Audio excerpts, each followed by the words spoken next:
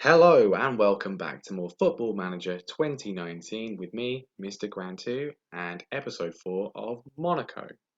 And we're going to start today by looking at a man who is in a lot of form at the moment. He didn't have the best start to the season, but he's adapted to his new role, and Alexander Golovin has been in sensational form. He's been in such sensational form, he's won himself the Player of the Month award for September, beating out Kylian Mbappe and Dimitri Payet. 3 goals for him, and all three of them absolutely cracking thunderbolt long range strikes. Really, really fantastic to see. And hopefully he can continue that in the 2 matches that we've got today. Well, a quick look at our finances, and we've had the Champions League money come in for the group stages, and that seems to have addressed the financial fair play issues at the moment. If you have a look on the actual FFP screen, it will load up. Yeah, so we are allowed a loss of 4.48 million for the period. Projected loss for the end of the period is 1.76 million. Now that could still change with other prize money that we get from European and domestic competition, potentially some player sales, but at the moment we're looking okay with that. I don't want to get banned from the Champions League next season, so hopefully this keeps going well. Speaking of things going well, we had a pretty solid start to life in League 1. We find ourselves second, just 1 point behind PSG. We haven't actually lost a game in the league so far this season. 6 wins and 2 draws gives us 20 points. Not a bad start at all. In the Champions League, though, this is our Champions League group. As you can see, we have played 1 match already, and it didn't go particularly well. We'll talk about that in a second. But we got drawn with Manchester City, Dynamo Kiev, and Hoffenheim. Um, which I think is a pretty reasonable group. City, obviously, a very difficult team for the top seed, but Dynamo Kiev and Hoffenheim, relatively easier opponents for the other pots, or so I thought. But we've already played 1 match against Dynamo Kiev. It was away from home. I did play a fully rotated side, but we did lose pretty comprehensively, which means that today's first game, which will be against Manchester City, will be a very critical one. Let's have a look at all the results since last time then. The back-to-back league wins to open the season. Well, 2 straight nil-nil draws away at Bordeaux and at home to Marseille, which aren't really that bad results, especially the Marseille game. But then we finally clicked into gear, and it was that man Golovin leading the way. A 1-0 win at Toulouse, thumping strike from him. Then obviously the 2-0 defeat to Dynamo Kiev, completely and totally outplayed. We didn't deserve anything from the game. Absolutely rubbish. But 3 straight league wins since then. A 3-0 win against Nîmes. Falcao becoming our first striker. We have, of course, got 4 top class or potentially top class strikers, and Radamel Falcao is the first one to actually bother to score a goal this season. Thank you very much for that. 4-0 win against Angers. Golovin again with another cracking goal. Gelson Martins has come back from injury. He was out for 5 weeks after the injury he sustained in the previous episode, but he's come back raring to go. And then a 3-1 win away at Saint Etienne. Golovin and Martins getting on the score sheet once more. So today then we've got ourselves a pretty vital Champions League game at home against Manchester City. I think if we lose this, we're in real danger of going out of the competition, potentially out of Europe altogether. We don't want to repeat what Monaco did in real life. We're also going to play Stade Rennais in the league, a home game. They're in 16th place, so hopefully should be another 3 points on the board for us. Well, Champions League squad registration is probably the one thing that I hate most about this game. However accurate it may be, we've had some issues, and some people are unhappy. Naldo's unhappy; he's not in the squad. I'm a little bit unhappy that there's a few players that didn't make the cut. Basically, the problem was that Pellegrini doesn't count as an under 21 player yet, so we kind of had to register him. Same with Tonali and a few others. Um, we should be all right. We should be all right as long as Subasic doesn't get injured. If Subasic gets injured, we're kind of screwed. So hopefully Hopefully he doesn't. But anyway, he's going to be starting a goal today. The back four is the pretty set back four so far. Sidibe at right back with Glick, Delict, and Henriks going towards the left. Martens is back on the left-hand side. Ronnie Lopez on the right with Silva and Fabregas in the middle with the starman Golovin in attacking midfield, and Falcao keeps his place up front by virtue of the fact that he's our only striker who's actually scored a goal this season. Well, a clash of big bank accounts today. Man City haven't made any signings, so it is going to be their standard treble winning side that should most definitely be feared. Early chance for Man City here, working through the midfield as they so ominously do. We've got two former players, of course, Mendy and Bernardo Silva playing against us. They are likely to cause us problems, but Raheem Sterling is the man who gets a shot off, but he puts it wide. Oh, Mendy, he's been injured a lot in real life, but he's playing here today. Throw come back to us though. Fabregas has had it cut out, and Bernardo Silva running forwards, and Bernardo Silva, it was inevitable.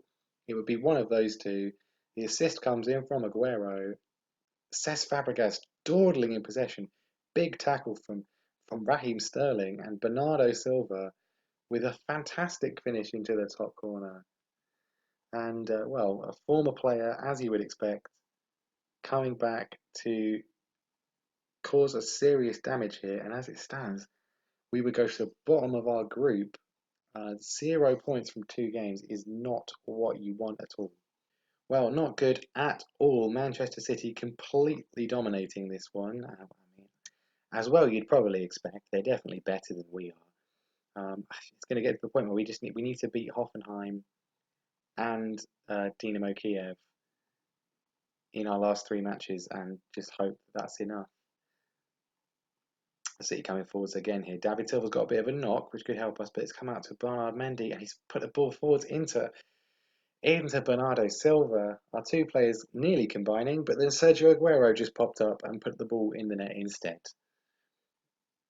Easy ball in from Mendy. No marking at all. Save from Subasic initially, but Aguero completely unmarked, and it's basically an empty net, and a striker of his quality is never going to miss from there. Changes needing to be made here. Cesc Fabregas was the guilty man for the first goal. Sandro Tonali can come on for him, and Golovin, who has been, we bigged him up at the start of the episode, has not excelled today. I'm going to leave him out there because he's still one of our better players. Oh, and possibility for us here? No, it's Manchester City coming forwards again. Fernandinho finds Laporte. We're just saying their names. You can see how much better they are than us. Raheem Sterling, he's found Bernardo Silva, and Henriks has fouled him, and we're going to go 3-0 down here. Aguero from the penalty spot makes it 3-0, and it's a complete capitulation again. Clearly, we just don't want to do well in the Champions League this season. There's half an hour to go, and this game is pretty much done. I don't think we're going to get anywhere out of this. I'm going to go attacking because we might as well. We can't. If we concede another 2 goals, it doesn't really make any difference. We're already going to lose. Jovetic is going to have to come off. Not Jovetic. Shadibi's going to have to come off because he's been dreadful. Even though he gave the penalty away, we'll keep Henriks out there. And I mean, Golovin's on a 6.1. He's got to go, hasn't he? He's got to go. Let's put Jovetic on. He's getting a little bit frustrated over his lack of first team football. Hopefully, he can do something to impress me. Corner in from Adrian Silva, headed across, and Tonali sort of just stands in front of Edison, and nothing really happens. And now Manchester City are the ones coming forward. It's out here with Raheem Sterling. He's been devastating today. There's Aguero. He's on a hat trick, puts it wide this time. We've been excellent in the league since last time, as you've seen. Apart from that Champions League defeat to Dynamo Kiev, we've been absolutely fantastic. This has been dreadful, absolutely dreadful. As good as Man City are, this is pretty inexcusable to play this badly. To lose is one thing, but to play this badly, as Aguero makes it 4, is it's indefensible. It is indefensible. I mean, that's Matthias de Ligt there, just not. He's not even getting anywhere near him. It's not getting anywhere near Aguero there. Not even the slightest attempt to make a challenge. Can we get anything from this game? A slight, another chance, some sort of pride maybe. We've apparently had 4 shots on target. I can't recall any of them. Oh, a late corner in from us, Ronnie Lopez, and De Ligt puts it away. We get something on the score sheet, but nothing that we can be proud of at all. A 4-1 defeat. I suppose it's slightly better than a 4-0 defeat, but still truly, truly atrocious performance there. No other words for it whatsoever. And you're all coming into training tomorrow because that was really, really bad. Well, we are right up against it. Luckily, Hoffenheim did beat Dynamo Kiev, so I mean, as long as we can beat Hoffenheim in both games and hopefully beat Dynamo Kiev at home, then we would probably have a realistic chance of getting second place in the group.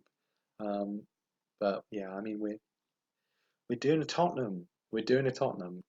An improved performance definitely needed in the second game today against Stade Rennais.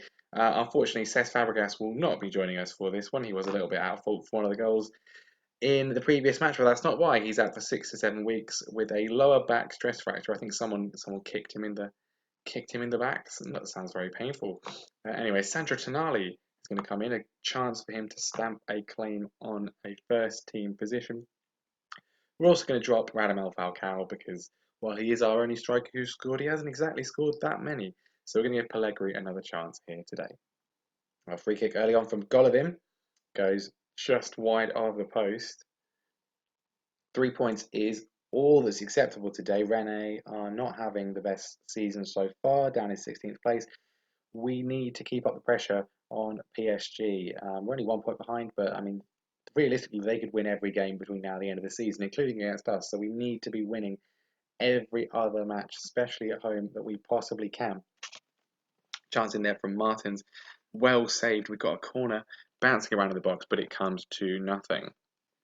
Our goal kick played long, and we picked it back up. Can we work ourselves a chance here? Golovin switches out to Ronnie Lopez. It comes into Martins, and there's some confusion there. And instead, it's Rene that are breaking. Nang, good save from Subasic in the end. It looked like a bit of a mix-up there between Golovin and Pellegrini. One of them, they were each expecting the other to take a shot, and in the end, neither of them did. Well, throwing comes in from Henriks.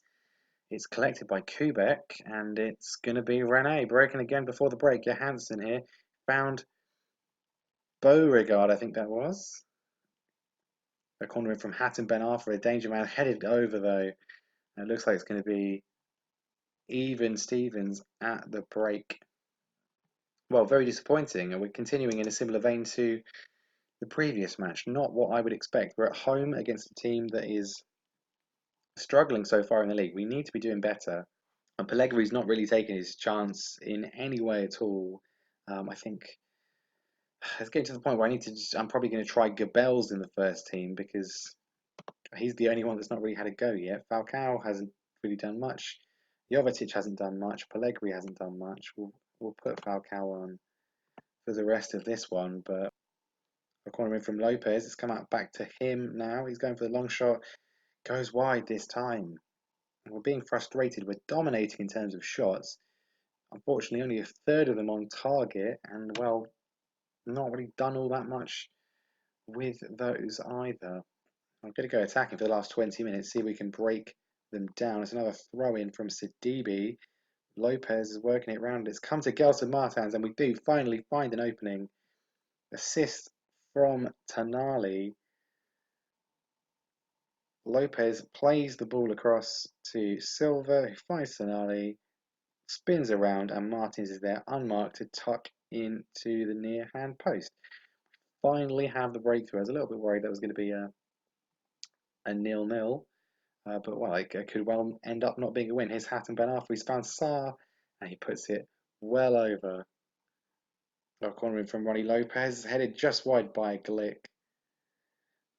And well, whisper it quietly, but PSG presumably drawing their match, and we are going to overtake them as it stands and go top of League R.